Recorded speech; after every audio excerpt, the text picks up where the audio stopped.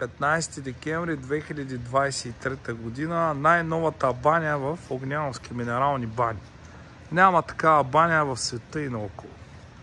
Баня с хотел. В момента вътре в банята басейните са пълни с голи хора и няма да ги притесняваме. Над вечер ще ви направя материал и за басейните. Сега ще ви покажа какво представлява хотелчето над банята. Първо искам да покажа, че около тази баня има два изключително хубави хотела. Бохема с детски кът и хотел Елис. За банята в Елис ще направим друг материал. Така, влизаме вътре в хотелската част.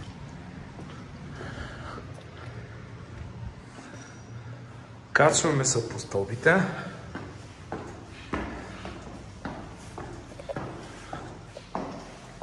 Така. Изключително чисто и топло, между другото. Приятно.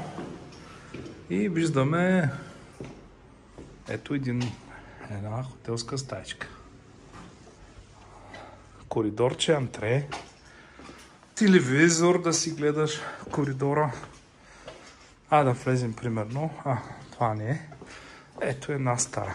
Обикновена стая.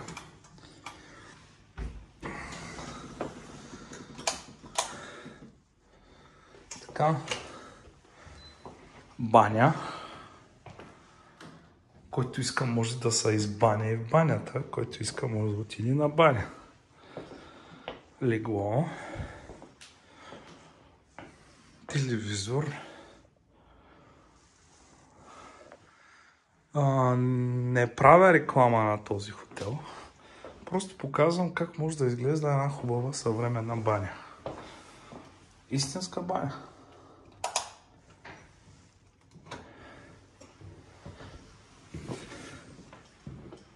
Следващия материал ще го направим след обед, който ще покажем самата баня.